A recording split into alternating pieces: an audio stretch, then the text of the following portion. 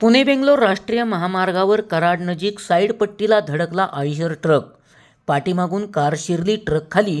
दोन्ही वाहनांचे मोठे नुकसान, एक जण जखमी. घटनास्थळावरून व पोलिसांकडून मिळालेल्या माहितीनुसार पुणे बेंगलोर राष्ट्रीय महामार्गावर कराड नजीक हॉटेल के मसुरा समोर कराड ते कोल्हापूर लेनवर वेगाने जाणाऱ्या ट्रकवरील चालकाचा ताबा सुटल्याने ट्रक रस्त्याकडेला असणाऱ्या साईड पट्टीला धडकल्याने ट्रक थांबला. यामुळे पाठीमागून वेगात आलेली कार ट्रकच्या खाली शिरली. यामध्ये कारमधील एक जण जखमी झाला आहे. हा अपघात कराड नजीक 2 वाजण्याच्या सुमारास घडला.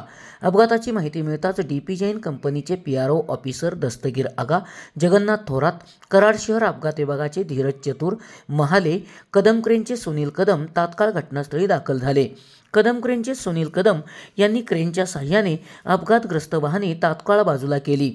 या अपघातामुळे महामार्गावरील वाहतूक मोठ्या प्रमाणावर विस्कळीत झाली होती. महामार्ग कर्मचारी, पोलीस कर्मचारी यांनी अपघातग्रस्त वाहने बाजूला काढून महामार्गावरील विस्कळीत झालेली वाहतूक सुरळीत केली.